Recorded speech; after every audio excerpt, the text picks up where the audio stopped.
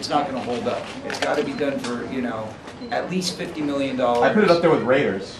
Yeah, thanks. First, I mean, I do. But that's what I'm saying. I mean, you can't go and make some crappy or even maybe mediocre mid-level sequel. It's got to be better than the first. And that means it's got to be Spielberg. It's got to be Donner. It's got to be the entire original cast, or it's a no-go. And by the way, everybody that I just mentioned would love to see that happen. But it's really the folks at Warner Brothers who are holding on to that original with your You're good at that.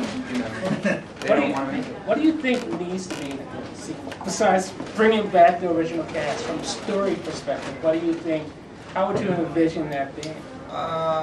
You know, we've gone through many different ideas. There's been scripts written. There's been a lot of different, you know, versions of what it could be.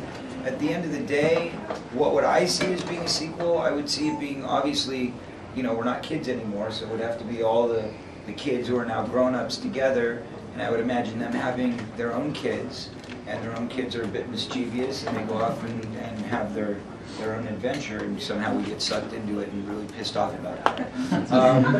That would be, you know, what I would think would make the most sense. But that said, it's still probably never going to happen. And then you've been in the business as long as I've been alive, essentially.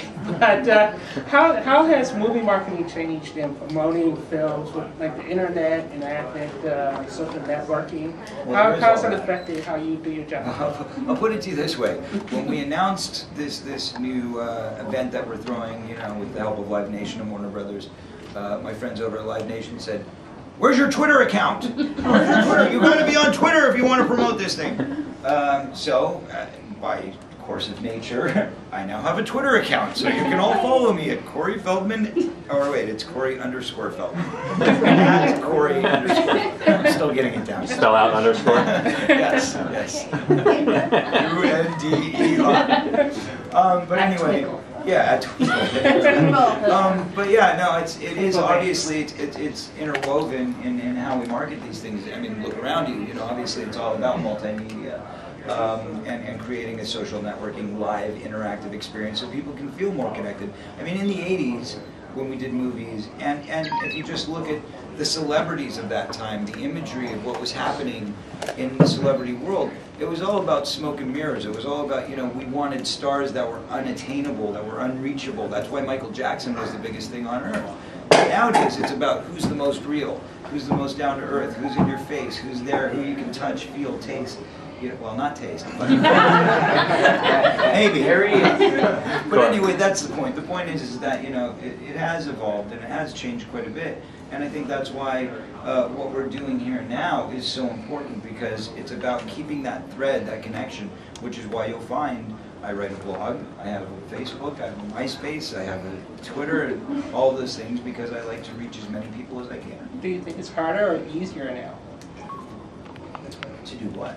Like, just because you got to maintain so many different networks versus in the past, all you had to do is show up at a hotel. Well, it's a pain in the ass, I'll tell you that. No, I love the direct response with fans. I love the interaction. And, hey, I've even been lucky enough to get a couple dates out of Facebook, so, you know, not a bad thing. Is the Last Boys comic in continuity with the third film? There are certainly many references. The nice thing about the comic book series is that it's kind of like the Star Wars trilogy, where it's like, it's the prequel and it's the, you know, kind of button on it all at the same time. So it kind of wraps everything up really nicely. So if you're watching the 3 movies without reading the comic book, you're definitely going to miss a piece of the pie. However, if you read the comic book before seeing the second and third movie, you're going to get a lot more out of those movies. So, you know, I did work very closely with Hans, even though I don't get writing credit for any of this stuff, but I did work actually on all the dialogue that Edgar Frog says in the comic book series. He was sending me rough drafts as he was moving along with it, as well as, you know, obviously I was involved in writing on both the second and third film. So, Corey, two for you. One is, will the Saxophone Man ever make another appearance? he was in the trial. Oh my God. You missed it. I did miss it. You gotta go watch it again. So old. What about the third one? I play sax in the third movie. All right. Are you greased up? Figured I've got enough hats on, might as well throw on a sax too. Yeah. Scotty Page from Pink Floyd will be playing sax in the movie. Second one was, I caught the tail end. I don't think anybody back here caught it, but can you talk about the event that you were discussing a minute ago? Lost Boys Ball. Lost Boys Ball is coming soon to a city near you, hopefully. We're only doing 4 of them as of now. Like I said, this is the first time in history anything like this has ever happened. Never before has a studio and a live promotion event company come together to work on a project that that is really promoting both a film and a concert. So really what it's creating is a 360 experience for the audience. You know, fans get to not only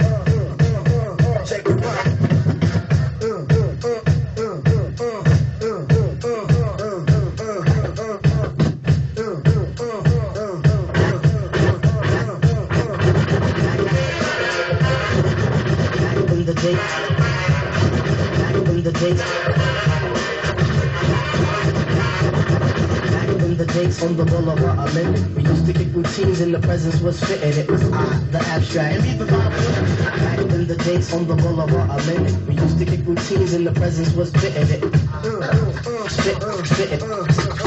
It was the abstract. I kicks the mask down, so step off the Frankfurter. Yo, Frank, you remember that routine? That way used to make Spiffy like Mr. Clean.